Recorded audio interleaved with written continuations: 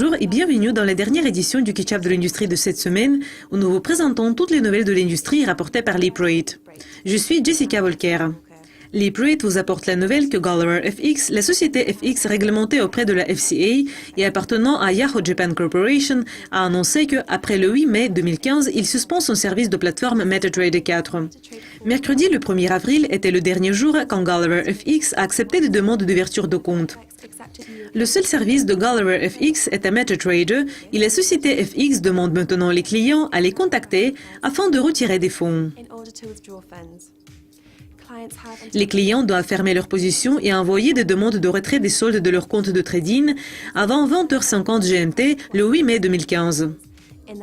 Gulliver FX assure les clients que leurs fonds ne sont pas touchés par les suspensions du service et les clients ont droit de retirer tous les soldes.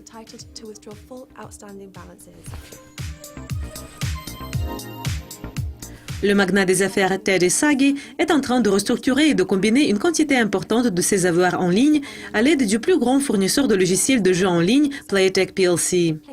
Sagi, qui construit activement son empire hors ligne, a fait un nouveau geste audacieux. Playtech a accepté de verser environ 250 millions d'euros pour acquérir une société privée de Ted Sagi, TradeFX Limited.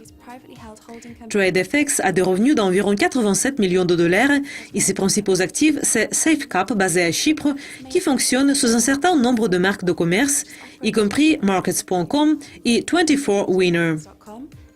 L'accord est appelé une opération en trois parentés. Le vote par les actionnaires de Playtech pour approuver l'acquisition va exclure Sagi. Sagi a également accepté de bloquer ses actions de Playtech pour 12 mois.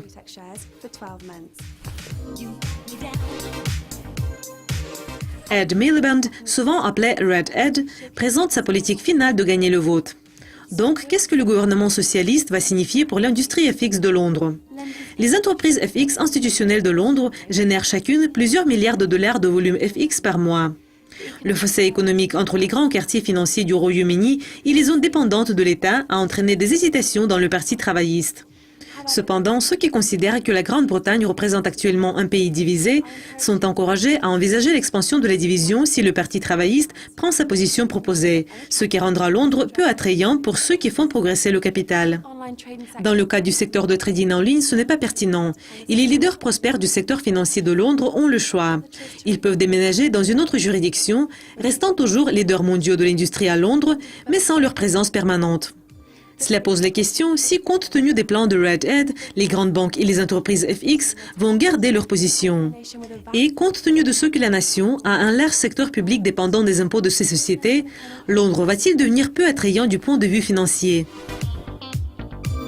La licence d'AGM Markets Pty, une entité FX de détail, a été suspendue par le régulateur national toujours vigilant de l'Australie, ASIC. AGM, qui a arrêté ses activités de services financiers en mai 2014, a montré une reprise dans les affaires en avril 2015. Les soupçons ont apparu lorsque AGM a apporté un certain nombre de changements dans le nom de la société et dans sa structure. ASIC commence à se positionner comme un régulateur national ayant le pouvoir de suspendre ou d'annuler les entités FX de détail. Et il a pris des mesures contre plusieurs sociétés ces derniers mois.